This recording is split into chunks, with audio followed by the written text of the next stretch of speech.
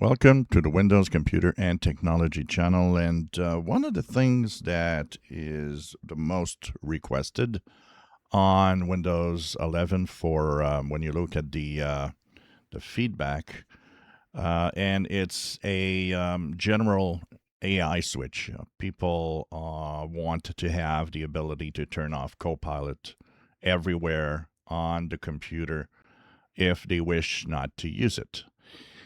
And so this actually brings me to a very interesting idea that, they are saying they're looking at what is the worst um, things that people experiment or experience on Windows 11, looking at what people want to change, what people hate, and they say they want to fix that.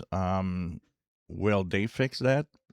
I think it'd be a very good idea if in the settings app somewhere we would have an AI option, which would be, maybe in privacy and security. Maybe have something called Copilot in here and say, well, I want to turn Copilot off or on, depending on what I want to do.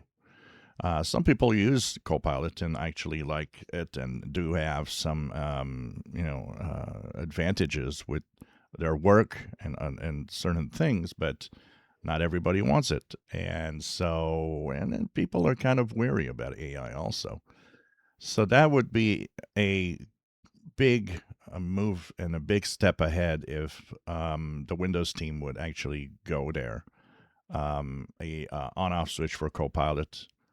Microsoft this week kind of sent out a way of removing Copilot from Windows if you want for IT administrators.